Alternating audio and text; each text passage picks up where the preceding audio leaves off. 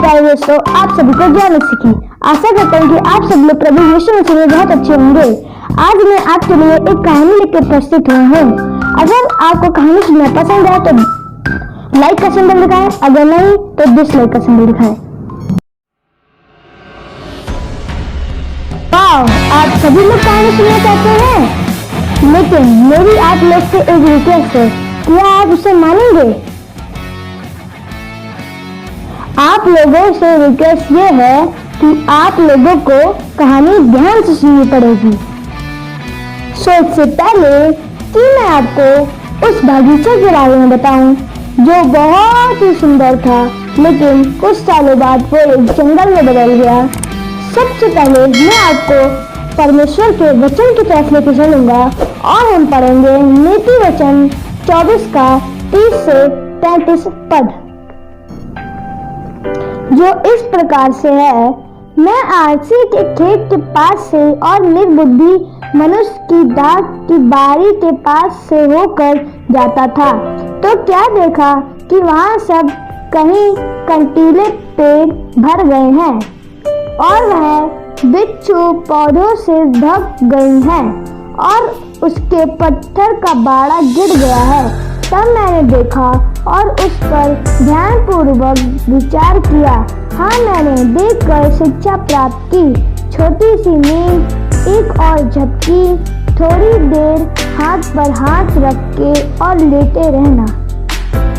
मैं आप सभी को इस वचन के द्वारा ये बताना चाहता हूँ कि कैसे एक सुंदर बगीचा जंगल में बदल जाता है। मैं जिस बगीचे की बात कर रहा हूँ वो और कोई नहीं बल्कि इज़राइल है, जिसे परमेश्वर ने अपने चुने हुए लोगों के लिए ठहराया था। लगभग 4000 साल पहले इसकी शुरुआत अब्राहम से हुई थी और यहोशू के समय में जब वह कनान देश पहुंचा तो उस समय इज़राइल एक सुंदर बगीचे के समान था।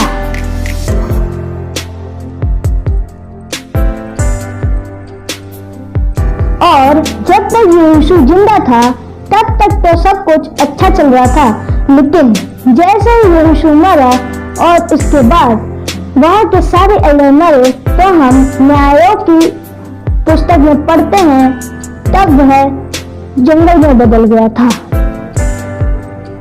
तो पता है उसके पीछे रीजन क्या था? आइए इसके लिए हम एक और बार परमेश्वर के वचन में चलेंगे। हम निकालेंगे न्यायों की पुस्तक, उसका 21वां अध्याय और 25वां पद हम पढ़ेंगे, जो कुछ इस तरह से है। उस दिनों में इजराइलियों का कोई राजा ना था, जिसको जो ठीक जान पड़ता था वही वह करता था। अर्थात जिसको जो चीज अच्छी लगती वह उसको करके ही मानते थे, चाहे उसमें परमेश्वर की मर्जी हो या ना हो। उन्हें इस बात की कोई परवाह नहीं होती और यही कारण है कि एक सुंदर सा बगीचा जंगल में बदल जाता है।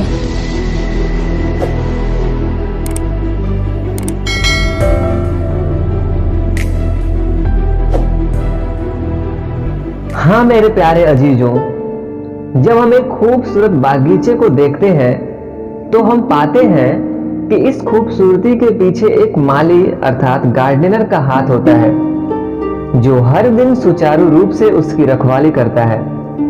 जब तक वह माली जीवित रहता है तब तक तो बागीचा दिन दुना और रात चौगुना करके निखरता ही जाता है, लेकिन जैसे ही इसकी रखवाली करने का जिम्मा उसे मिलता है जो ढीठ हो, मनमौजी हो, तो यही खूबसूरत सा बागीचा धीरे धीरे जंगल में बदल जाता है। अजीजों, मेरा परमेश्वर भी यही चाहता है कि वह इज़राइल को खूबसूरत बनाए, लेकिन वह लोगों की मनमानी को और ढीठता को ही पाता है। जैसा कि यशाया 5 और उसके 7 पद में लिखा है, क्योंकि सेनाओं के यहोवा की दाख की बारी तो इज़राइल का घराना है और उसका प्रिय पौधा यहूदा के लोग हैं। और उसमें उसने न्याय की आशा की, परंतु अन्याय दिखाई पड़ा। उसने धर्म की आशा की, परंतु उसे चिल्लाहट ही सुनाई पड़ी। और इस वजह से परमेश्वर, जो भस्म कर देने वाली आग के समान है, वह इन पर अपनी क्रोध को भड़काया और इन्हें उन्हीं की हालत पर छोड़ दिया। तो दोस्तों, क्या परमेश्वर फिर से अपनी सहनशीलता को, अपनी दया को, अपनी करुणा को तब अपनी प्रजा पर प्रकट करता है जब वे अपने पापों से मन फिराते हैं और परमेश्वर की दुहाई देते हैं।